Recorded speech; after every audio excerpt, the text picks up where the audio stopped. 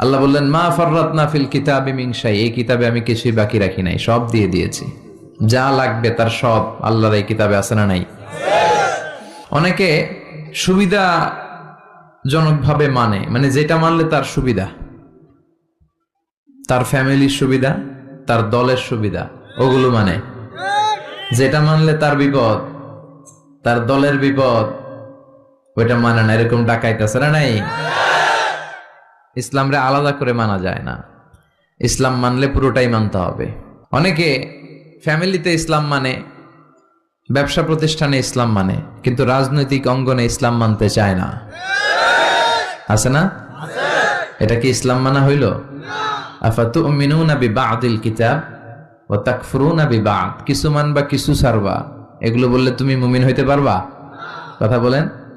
মিষ্টি খাওয়ার সুন্নাত মানে, মাইর খাওয়া যে সুন্নাত মানে না, আছে না নাই?